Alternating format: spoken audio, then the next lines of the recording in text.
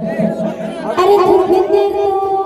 तो बैठ लेते के थावा थोड़ी देर बैठ तो हां और थोड़ी देर बैठा हमारा का करवावे के सामने का करवा बतावा हां अरे तो अपना दूध पिया है अच्छा और तोला खाना खावा हो गई थे सफेरा बाबू अच्छा मिथस किसानी अच्छा मिथस किसानी राय मोना सफला दूध पियावे और मोना भात खवावे अच्छा मिथस किसानी थोड़ी देर और तोर घर में बैठ ले था तभी तो बैठे सफेरा बाबू तोला का मिथस किसानी बतावा लेना बता बना बैठ लीला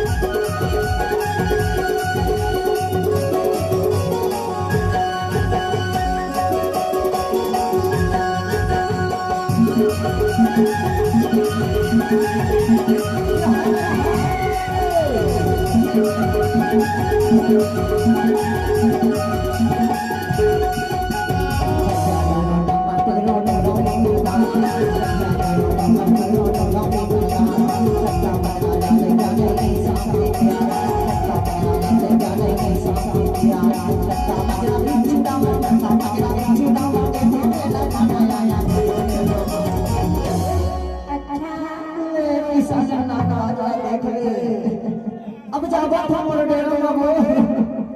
और न उधर ही लंबा न देखी ना अरे सुनना सुनना सफेरा बाबू